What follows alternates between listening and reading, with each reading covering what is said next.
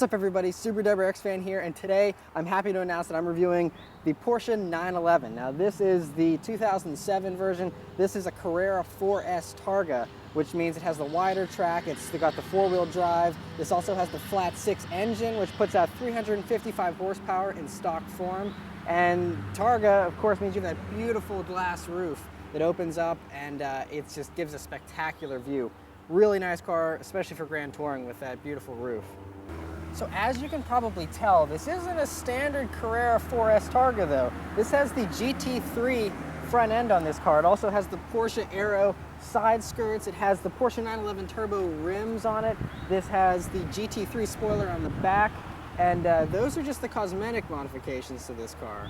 And of course, I mean, the 911 on its own, what is there to say? I mean, it's iconic. This style has always been evolutionary, not revolutionary. And that's perfectly fine with me because I love retro, vintage kind of cool stuff, and this car has it. This, you know, reminds you a lot of the old 60s Porsches and all the way up through, you know, to the 90s ones that still had this single headlight, round oval kind of shape to it. Looks fantastic. It ages amazingly well. It's always a beautiful looking car. It's always instantly recognizable as a Porsche, which is what you want, you know, and in this bright red color, you obviously can't miss it either. It looks really good.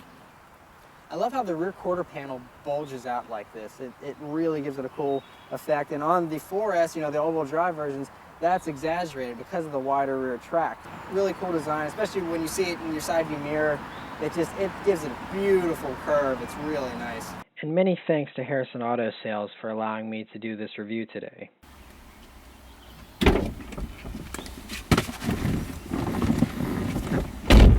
So the first thing that I noticed about this car whenever I got in it is that it doesn't feel extremely spacious in here. That's not a bad thing though. It's snug, and this is a sports car, and it won't let you forget that. I mean, it doesn't mean that it's uncomfortable. It's just everything's close. Like, I mean, everything is really close.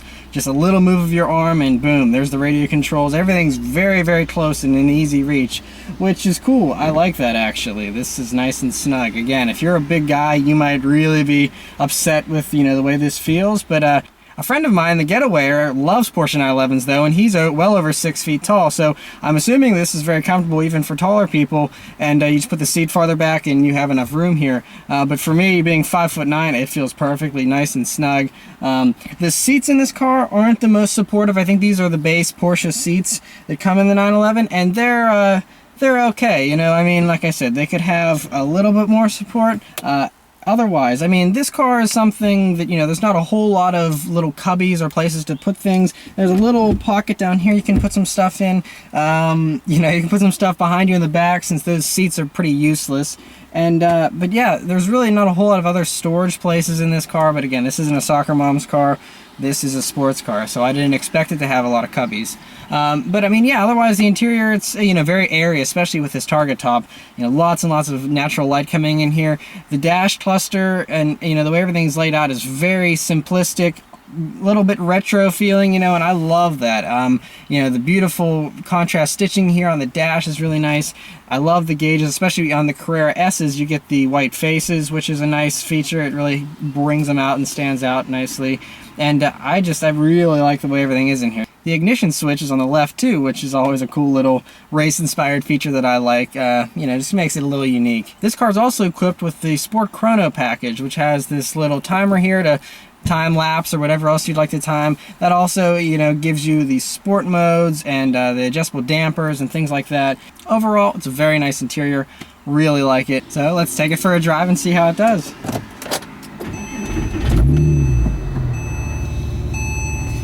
Now this car has a few modifications done performance-wise as well. This car has the AWE exhaust that I told you about earlier, but it also has the AWE headers, and it has an ECU retune. And so that should boost the power. And this clutch pedal so far feels a little heavy to me, so I'm wondering if the clutch is also upgraded, but it's not hard to drive or anything. It seems stiffer than the Porsche clutches that I'm used to. So, but yeah, so this exhaust sounds really good. So we'll drive here and give you a little taste of that.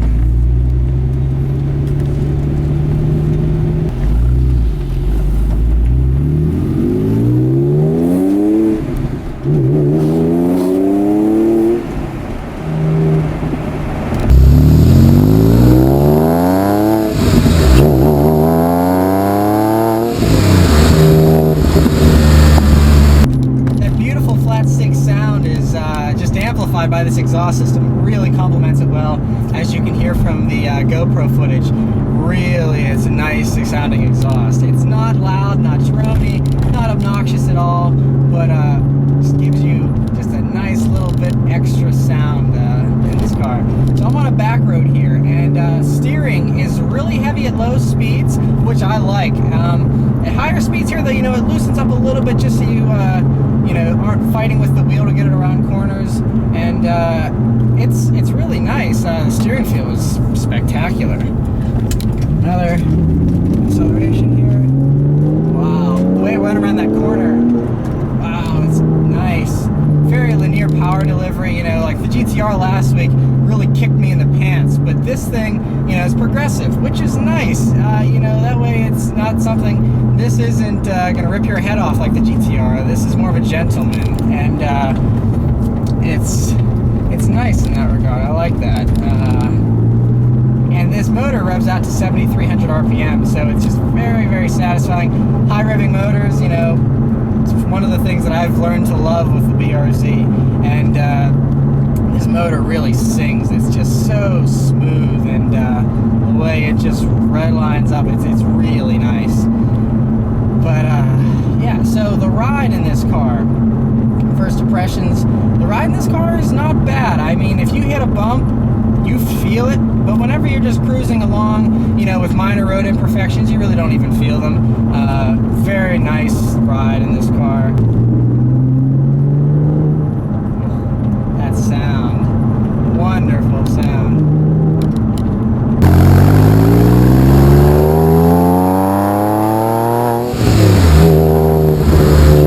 It's just a joy to drive on these back roads. I can't really use any words to describe it. It's just enjoyable.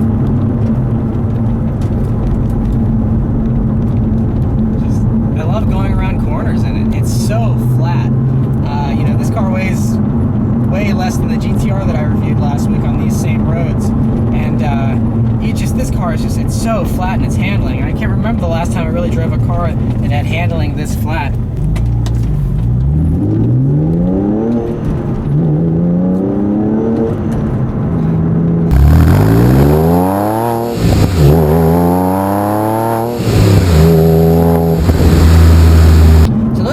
Impressions. I'm going to be driving this car for a little while longer here. I'll have more of a chance to get used to it, and I'll come back and give you the rest of my impressions after I've driven this car a little longer.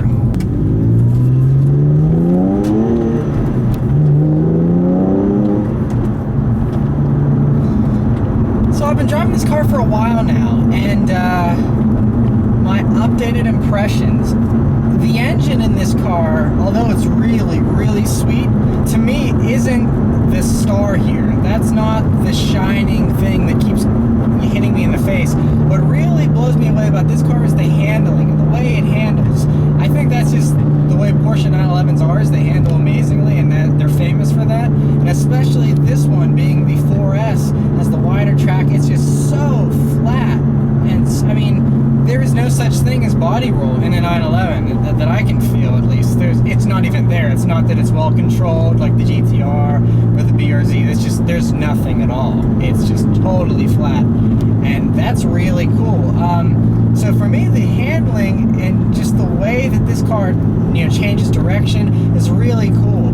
One thing that is a little weird to me, though, is this 911's steering wheel is kind of thin, and at the 10 and 3 position up here, it's like flat, which is kind of strange. It just, I mean, it's something I could get used to, but it's just, I kind of miss the M3, you know, kind of BMW thick steering wheels. This thin one's good, and I mean, the steering feel is great, but it's just a little oddly shaped. I don't really understand why they made it flat at the 10 and 3 position. But yeah, I mean, the stereo system in this car is good. It's a Bose system, so it's pretty nice quality, but it's a little hollow to me. I mean, I could probably adjust the settings and make it a little more fuller, but it's a little hollow the way it is now. The navigation on these older Porsche navigation systems isn't the easiest. It has a little spin wheel to input things. The Mark II version of the 997 edition, you know, those have the touchscreen, which is one of the best head units I've ever used. So if you're going to get a 997, I would suggest the Mark II myself. But this one's still a really nice car. other things though about it. The one thing about this car is you can drive it at a relaxed pace and it's very comfortable and smooth, but the way everything is in this car, it's very mechanical and raw, and you have to drive with purpose in this car.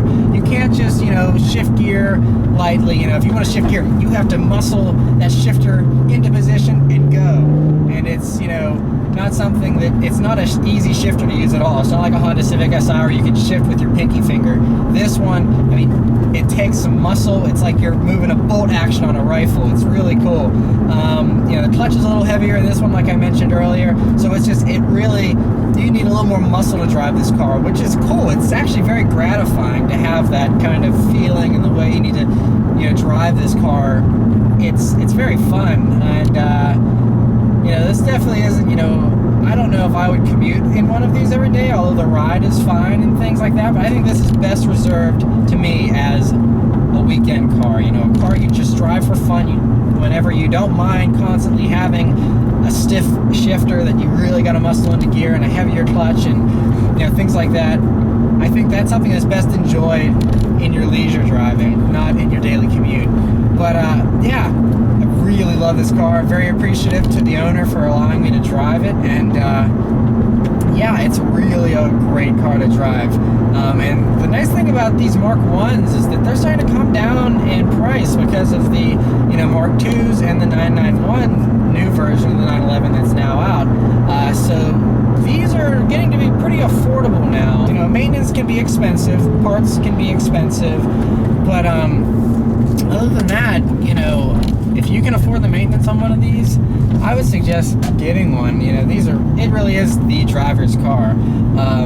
It's just, there's something about them that's very iconic. If Steve McQueen loved them and had multiple 911s, to me that's good enough reason to own one at some point in my life.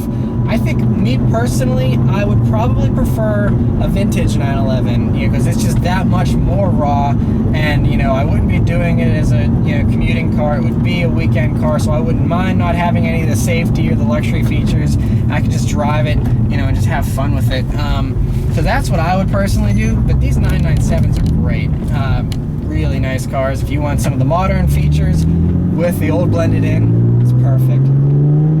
So thanks again for watching, and if you like the video, please like it, share it, give me your comments. I always enjoy reading what you guys think of these reviews, so definitely let me know what you think, and I'll see you guys next time. Take care.